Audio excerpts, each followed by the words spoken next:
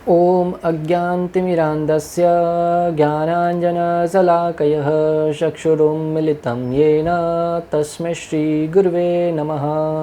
हरे कृष्णा। आज गीता श्रृंखला के सत्र क्रमांक 325 में आप सभी भक्तों का हार्दिक स्वागत है। आज हम श्रीमद् भगवद गीता के 9वें अध्याय के जो कि है परम गुह्य ज्ञान श्लोक क्रमांक 29 का अध्ययन करेंगे। तो आइए, श्लोक इस प्रकार हैं। सम्मोहं सर्वभूतेषु न मे द्वेष्यो अस्ति न प्रियः ये भजन्ति तु मां भक्त्या मयि ते तेषु स अपि अहम्। अर्थात भगवान यहाँ पर कह रहे हैं कि मैं न तो किसी से द्वेष करता हूँ, न ही किसी के साथ पक्षपात करता हूँ। मैं सबों के लिए समभाव रहता हूँ, किंतु जो भी भक्तिपूर्वक मेरी सेवा करता है वह मेरा मित्र है, मुझ में स्थित रहता है और मैं भी उसका मित्र हूँ। भक्तों, इस श्लोक का संबंध अगर पिछले वाले श्लोक से देखा जाए तो पिछले वाले श्लोक में जब भगवान श्री कृष्ण ने कहा था कि इस प्रकार तुम कर्म के बंधन तथा इसके शुभाशुभ फलों से मुक्त हो सकोगे, इस संन्यास योग में अपने चित्त को स्थिर करके तुम मुक्त होकर मेरे पास आ सकोगे। अर्थात भगवान ने कहा था कि जो मेरे भक्त हैं, जो निरंतर रूप से प्रत्येक कार्य को मुझे समर्पित करते हुए करते हैं, वे भक्त सारे कर्म फल के बंधन से मुक्त होकर शुभाशुभ कर्म के मुक्त होकर मेरे धाम अर्थात भगवान के धाम को आएंगे। तो इस श्लोक को सुनकर अर्जुन के मन में जिज्ञासा उत्पन्न हुई कि हे भगवान, अगर आप अपने भक्तों के प्रति अच्छी भक्तवत्सलता दिखाएंगे और दूसरों से द्वेष करेंगे या दूसरों को अपने धाम में आने के लिए नहीं देंगे, तो आपके ऊपर भी पक्षपात का आरोप लग सकता है कि आप अपने भक्तों के साथ तो विशेष आदान प्रदान करते हैं और दूसरों के साथ अच्छे से आदान प्रदान नहीं करते, दूसरों के भक्त के साथ तथा देवताओं के भक्त के साथ। तो आप पूर्ण रूप से सबके स्वामी परम पिता होते हुए भी आप पक्षपात का आपके ऊपर आरोप लग सकता है।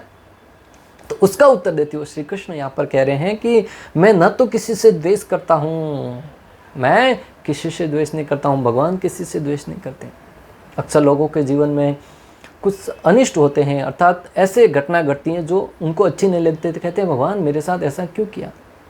भगवान किसी के साथ बुरा नहीं करते भक्तों। वो जो कुछ होता है हमारे कर्मों का ही फल होता है।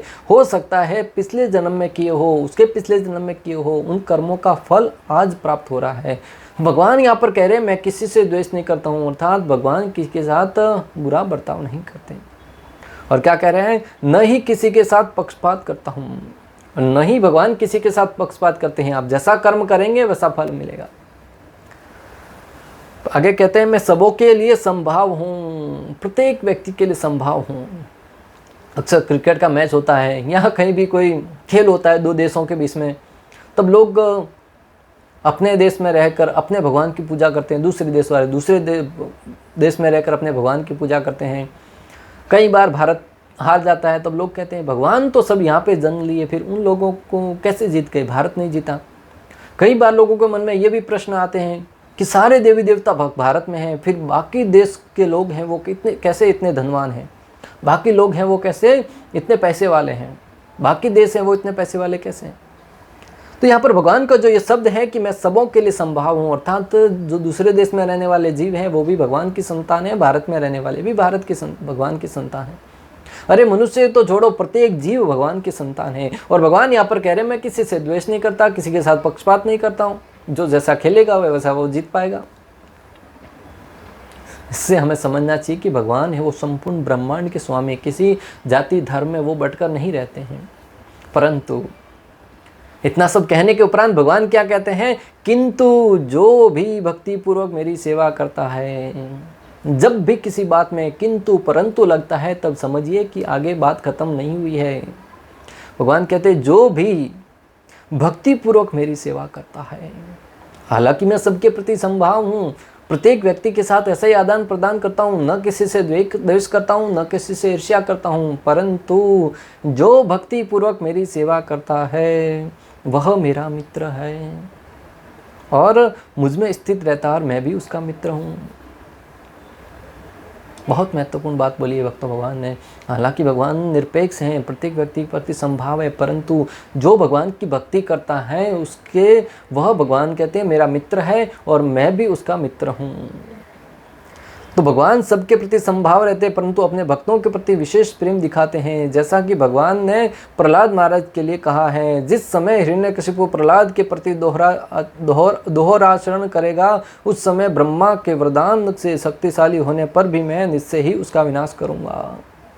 और जो यहाँ पे भगवान ने कहा है कि मैं अपने भक्त के प्रति विशेष प्रेम बताता हूँ, उसका दृष्टांत, उसका एक झलक भगवान ने नरसिंह भगवान के रूप में जब अवतरित हुए तब उन्होंने दिखला दिया।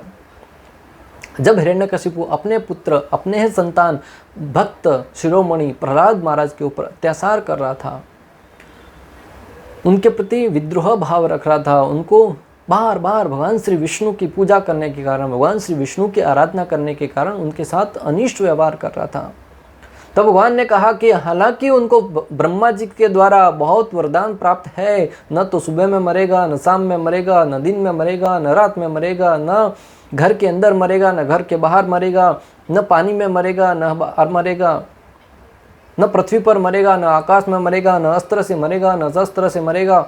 ऐसे अनेक वरदान प्राप्त थे जो एक तरीके से देखा जाए तो पूर्ण रूप से अमर बना देता है व्यक्ति को। परंतु फिर भी भगवान कहते हैं कि इतने वरदान प्राप्त होने के उपरांत भी ये मेरे भक्त के प्रति अनिष्ट कर रहा है, मेरे भक्त के प्रति दोहरा आचरण कर रहा है, अतः मैं उन सारे वरदानों का पालन करते हुए भी हिरण्यकशिपु का वध करूंगा। ये भगवान के द्वारा बताए गए श्लोक को यहाँ पर सत्य सिद्ध कर रहा और भगवान ने ऐसा ही किया। अरे भगवान जो अपने धाम में, नित्य धाम में रहते हैं, वो एक खंबे में से प्रकट होकर अपने भक्त की रक्षा करी। जो रूप कभी उन्होंने स्वीकार नहीं किया था, आधा मनुष्य का आधा शरीर का, न तो मनुष्य नहीं पशु, भगवान ने वो ब्रह्मा जी के वरदान का पालन करते हुए हिरण्यकशिपु का वध किया। न दिन में न रात में, अर्थात संध्या समय, न घर के अंदर न घर के बाहर, अर्थात घर की चौखट पर, न अस्त्र से न शस्त्र से, भगवान ने अपने नाखून से मारा। इस प्रकार उन्होंने ब्रह्मा जी के सारे वरदानों का पालन करते हुए भी हिरण्यकशिपु का वध करने के लिए स्वयं अवतरित हुए। जिस भगवान की भृगुटी उठाने मात्र से संपूर्ण ब्रह्मांड का प्रलय हो जाता है, वो स्वयं अवतरित हुए। क्यों? अपने भक्त की रक्षा करने के लिए, अपने भक्त को साथ विशेष प्रेम दिखाने के लिए। और जब प्रकट हुए, जब हिरण्यकशिपु का वध हो गया, तब सारे देवी देवता, यहाँ तक कि शिव जी, माता लक्ष्मी, ब्रह्मा जी, नारद मुनि, सब लोग वहाँ पे खड़े थे और वो भगवान के सामने जाने के लिए भयभीत थे, डर रहे थे। बोले, लक्ष्मी जी से कहा कि तुम तो नित्य भगवान के साथ रहती हो, जाओ भगवान को शांत करो। इसलिए कि मैंने तो ऐसा रूप कभी भगवान का नहीं देखा, मैं तो डर रही हूँ, उनके सामने नहीं जाऊँगी। परंतु नन्हा सा प्रहलाद बिना कुछ डरे, बिना कुछ हिचकिचाए भगवान के साथ पास गया, उनको वरमाला पहनाई।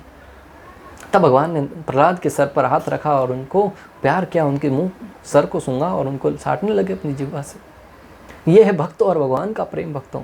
इससे सिद्ध होता है कि भगवान भक्त वत्सल है। अपने सारे वरदानों को पालन करते हुए भी भगवान अपने भक्त के लिए विशेष छूट देते हैं। जिस प्रकार एक पिता अपने पुत्र के लिए कुछ विशेष छूट देता है, जो उनसे प्रेम करता है, 4-5 पुत्र हैं, उनमें से जो पुत्र उनसे ज़्यादा प्रेम करता है, उनकी देख रेख करता है, उनकी आज्ञा का पालन करता है, उस पुत्र के साथ पिता विशेष आदान प्रदान करता है। हालांकि बाकी पुत्रों के साथ भी कोई वैरभाव नहीं रखते, समभाव रखते हुए भी जो पुत्र उनकी सेवा करता है, उनकी आज्ञा का पालन करता है, उस पुत्र के साथ भगवान विशेष आदान प्रदान करते हैं।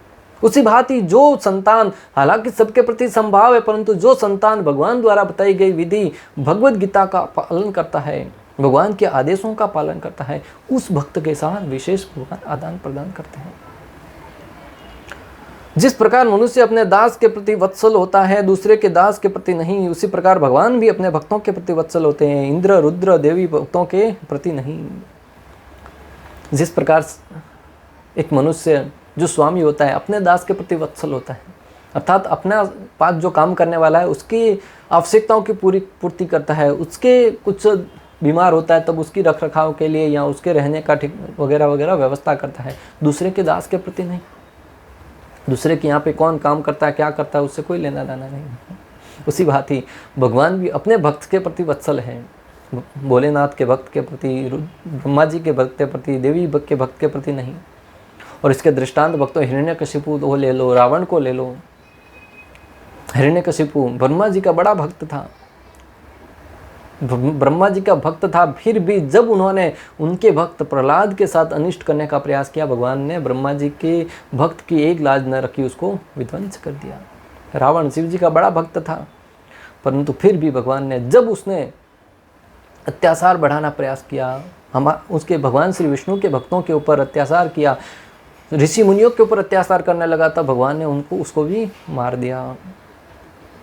ऐसे अनेक देवी के भक्त हैं जो भगवान से अनिष्ट करने के कारण भगवान ने उनको विध्वंस कर दिया। इससे सिद्ध होता है कि भगवान अपने भक्तों के प्रति वत्सल हैं, अन्यों के भक्तों के प्रति नहीं।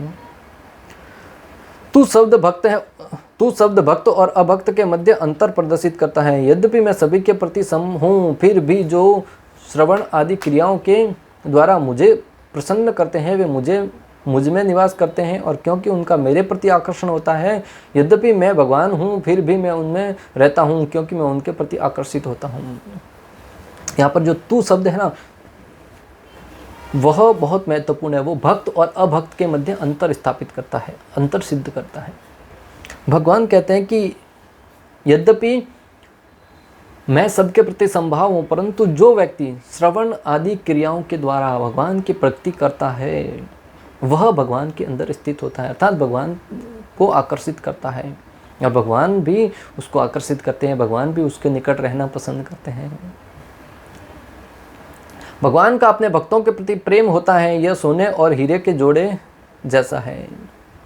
भगवान का अपने भक्तों के प्रति विशेष प्रेम होता है, ये सोने और हीरे के जोड़े जैसा है। दृष्टांत देते हैं आचार्य को इनकी, जिस प्रकार सोने की बनी हुई अंगूठी है, उसमें अगर हीरा डाल दिया जाए रत्न जड़ित, तो अंगूठी की भी शोभा बढ़ेगी और हीरे की भी शोभा बढ़ेगी।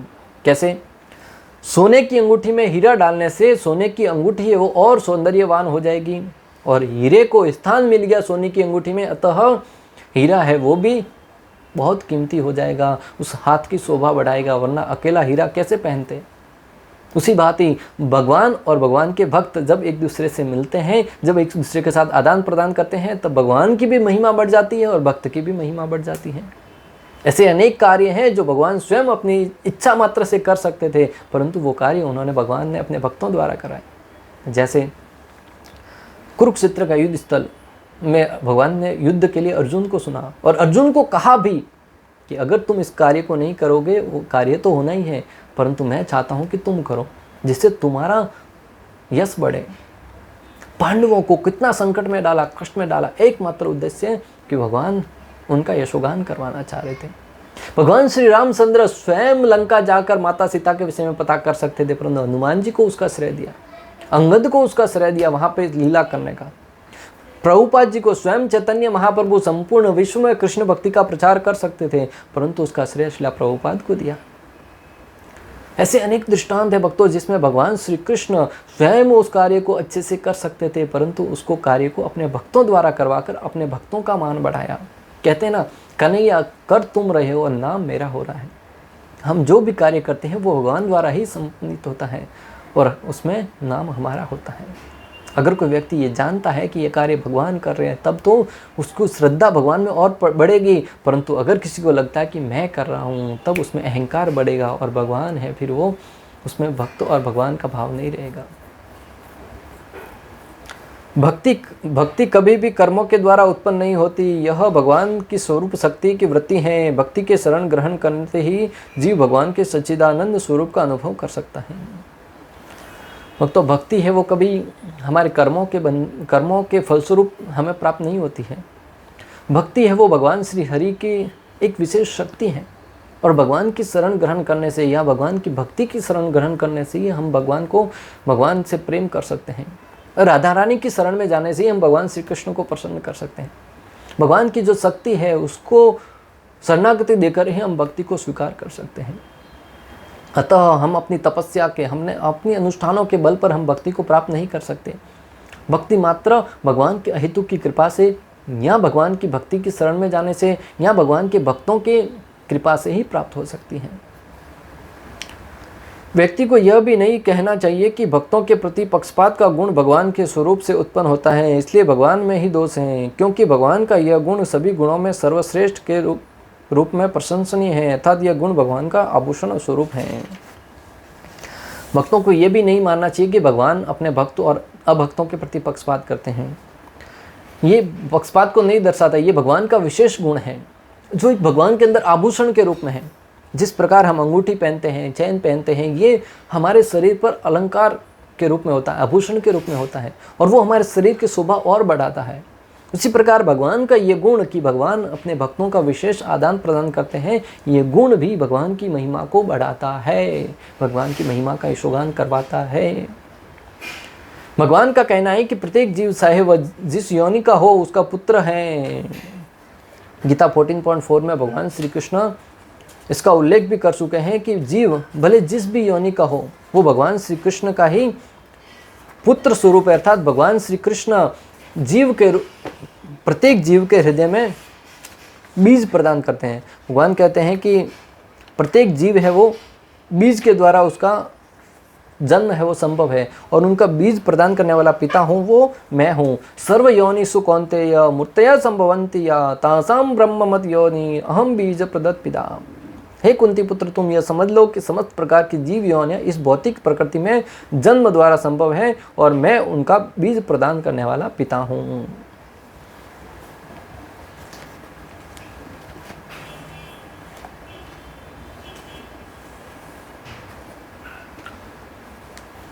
वे उस बादल के सदृश है जो सबों के ऊपर जल वृष्टि करता है, चाहे वह वृष्टि चट्टान पर हो या स्थल पर जल में हो, किंतु भगवान अपने भक्तों का विशेष ध्यान रखते हैं। भक्तों, भगवान कहते हैं कि मैं उस बादल के समान हूँ जो प्रत्येक स्थान पर संभाव रूप से वृष्टि करता है, अर्थात बारिश करता है। भले चट्टान हो, समुद्र हो, या गलत खराब जगह हो, अच्छी जगह हो, सब जगह बादल है वो समान रूप से बारिश करता है। उसी प्रकार भगवान कहते हैं कि मैं भी प्रत्येक संतान के ऊपर संभाव रखता हूँ, परंतु फिर भी अपने भक्तों के प्रति तो विशेष आदान प्रदान करता हूँ। कृष्ण भावनामृत शब्द ही बताता है कि जो लोग ऐसे भावनामृत में रहते हैं वे सजीव अध्यात्मवादी होते हैं। कृष्ण भावनामृत दर्शाता है कि जो जीव कृष्ण भावनामृत में रहकर भगवान की भक्ति करता है वो सजीव आध्यात्मवादी अर्थात जीवित मुक्त पुरुष माना जाता है। परमेश्वर अपने भक्तों के भी भक्त बन जाते हैं। यदि भगवान तथा भक्त में आदान प्रदान का भाव न रहे तो सगुणवादी दर्शन ही न रहे। परमेश्वर अपने भक्तों के भी भक्त बन जाते हैं, भगवान अपने भक्तों के भी भक्त बन जाते हैं। भक्तों कई बार भगवान ने अपने भक्तों की अधीनता स्वीकार करके वो बड़े प्रसन्न होते हैं। और अगर भगवान और भक्तों के बीच में जो आदान प्रदान का भाव है, जो भक्त भगवान को भोग लगाना है, विग्रह पूजा करना है, श्रवण आदि क्रियाओं को नकार दिया जाए, निकाल दिया जाए, तो फिर भगवान का जो सगुणवादी गुण है वो निकल जाएगा। फिर तो जो भगवान निराकार बन जाएंगे। अगर भगवान अपने भक्तों के साथ आदान प्रदान न करें, भगवान अपने भक्तों द्वारा प्रदत्त भोजन को स्वीकार न करें, विग्रह सेवा को स्वीकार न करें, तो फिर भगवान का सगुणवादी गुण है वो हट जाएगा।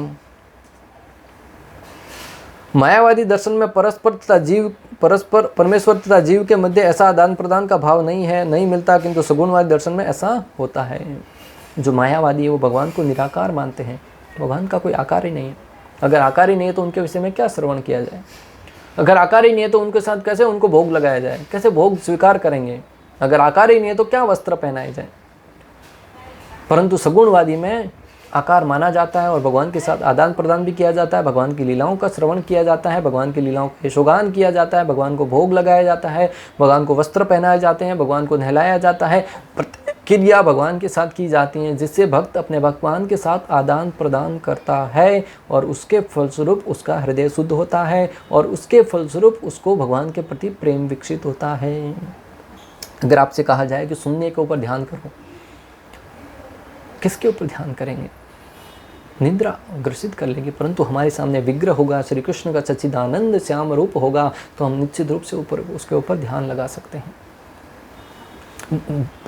ध्रुव महाराज ने भी भगवान श्री कृष्ण की सच्चिदानंद विग्रह मूर्ति बनाकर उसके ऊपर ध्यान लगाया था भक्तों, तभी भगवान वहाँ पे प्रकट हुए थे। प्राय यह दृष्टांत दिया जाता है कि भगवान कल्प वृक्ष के समान है और मनुष्य इस वृक्ष से भी जो भी मांगता है भगवान उसकी पूर्ति करते हैं, किंतु यहाँ पर जो व्याख्या दी गई है वह अधिक पूर्ण है। हालांकि भगवान की तुलना कल्प वृक्ष से की जाती है कि भगवान कल्प वृक्ष की भांति हैं। कल्प वृक्ष से आप जो कुछ मांगेंगे वो प्रदान करेगा। भगवान से भी जो भगवान के साथ आदान प्रदान करेंगे, भगवान निश्चित रूप से हमारी आवश्यकता को पूर्ण करेंगे। परंतु यहाँ पे जो व्याख्या दी गई वो और अधिक पूर्ण है, क्यों? आप कल्प वृक्ष से मांगेंगे मुझे रसगुल्ला दो, और कल्प वृक्ष दे देगा। कल्प वृक्ष से जो कुछ मांगेंगे वो प्रदान करेगा। परंतु भगवान है वो अपने भक्त का अच्छा बुरा भला अच्छा सब कुछ चाहते हुए देखते हुए फिर उसके साथ आदान प्रदान करते हैं। जिस प्रकार एक व्यक्ति कल्प वृक्ष के जाके नीचे जाके बैठ गया, इच्छा करी, कुछ अच्छे खाद्य व्यंजन प्राप्त हो जाते, मिल गए, बोले अच्छी स्त्री मिल जाती, मिल गई, और अनेक वस्तुएं प्राप्त मांगी, अच्छा बंगला वगैरह सब मांग लिया, सब मिल गया। अंत में विचार किया अभी शेर आकर मुझे खा जाए तो शेर आया और खा लिया। अर्थात कल्प वृक्ष ने उसका बुरा था उसके ऊपर भी विचार नहीं किया और उसको जो मांगा वो प्रदान किया। परंतु इसके विपरीत अगर भगवान के सामने जाकर भक्त कुछ मांगता है तो भगवान देखते हैं क्या इसके जीवन के लिए उपयोगी है, क्या ये उसके भक्ति में बाधा तो नहीं बनेगा, उसके उपरांत वह वस्तु प्रदान करते हैं। और मैंने अपने स्वयं जीवन में अनुभव किया ऐसे कई दृष्टांत, जो अनावश्यक थी, कभी मन में इच्छा आ गई परंतु भगवान ने वो पूर्ण नहीं करी। क्यों? हो सकता है वो हमारी भक्ति के लिए बाधा बने, और निश्चित रूप से बाधा बनने वाले थे। यह भक्त के प्रति भगवान की विशेष कृपा की अभिव्यक्ति है। यहाँ पर भगवान को भक्त का पक्ष लेने वाला कहा गया है। यह भक्त के प्रति भगवान की विशेष कृपा की अभिव्यक्ति है। भगवान के आदान प्रदान भाव को कर्म के नियम के अंतर्गत नहीं मानना चाहिए। यह तो उस दिव्य अवस्था से संबंधित रहता है जिसमें भगवान तथा उनके भक्त कर्म करते हैं। जो भगवान और भक्त का आदान प्रदान का भाव है उसे कर्म बंधन के अंतर्गत नहीं मानना चाहिए कि भक्त ने कर्म किया, भगवान की भक्ति करी, उसके बदले में भगवान फल दे रहे, नहीं। ये भगवान का विशेष प्रेम है जो भक्त और भगवान के बीच में होता है, और वो भक्त और भगवान ही समझ सकते हैं। हम अपनी मनोकाल्पित बुद्धि से, हम अपनी कलोकाल्पित धारणा से इसको नहीं समझ पाएंगे। भक्तों, भगवत भक्ति इस जगत का कार्य नहीं है, यह तो उस अध्यात्म जगत का अंश है जहाँ शाश्वत आनंद तथा ज्ञान का प्राधान्य रहता है। ये भगवत भक्ति है, वो इस जगत का कार्य ही नहीं है। इस भौतिक जगत में तो क्या होता है प्राय, उस व्यक्ति ने मेरे साथ ऐसा कर दिया, एक दूसरे की बुराई, एक दूसरे के साथ ईर्ष्या, द्वेष, घृणा, दूसरे को गिराना, टांग खींचना वगैरह वगैरह।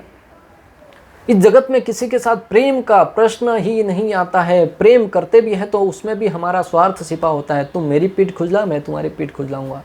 जब तक एक दूसरे की आवश्यकता पूर्ण हो रही है तब तक साथ रहते हैं, जैसे ही आवश्यकता पूर्ण होना बंद, एक दूसरे के साथ तोड़ दिया। बड़े बड़े लोग जो अच्छा बनने का नाटक कर रहे थे, ढोंग कर रहे थे, दृष्टांत दे रहे थे, ऐसा सत्यमेव जयते वगैरह वगैरह, वो स्वयं जीवन में जब उनके आवश्यकता पूर्ण होना बंद हो जाता है रिश्ते तोड़ देते हैं।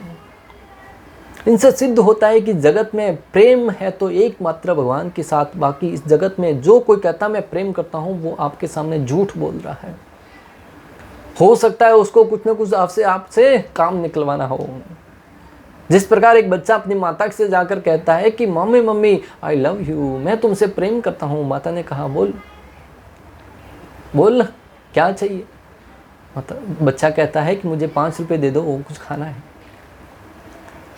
ऐसे अनेक दृष्टांत आते हैं कि जब जिसको कुछ आवश्यकता पड़ती है तब वो प्रेम का नाम देकर उससे कुछ न कुछ हथियाना चाहते हैं, परंतु वास्तव में अगर तत्व से देखा जाए तो प्रेम नहीं, वो मात्र आवश्यकता है। हो सकता है आप उसको थोड़ा देर से अनुभव करें, थोड़ी देर से समझे, परंतु शास्त्रों की दृष्टि से वो मात्र आवश्यकता पूर्ति है। प्रेम एकमात्र श्री कृष्ण भगवान से किया जा सकता है, वो भी निस्वार्थ भाव से करें तो। अगर भगवान के सामने जाकर भी अनेक प्रकार की वस्तुएं मांगे, अनेक प्रकार के हमारी मांगे रख दे तो फिर व्यापार में परिवर्तित हो जाएगा, फिर वो प्रेम नहीं रहेगा। प्रेम तो निस्वार्थ भाव से किया जाता है, जो श्रीमती राधा रानी ने भगवान के साथ किया। राधा रानी भगवान की प्रसन्नता के लिए किस हद तक जाकर कार्य करती है भक्तों।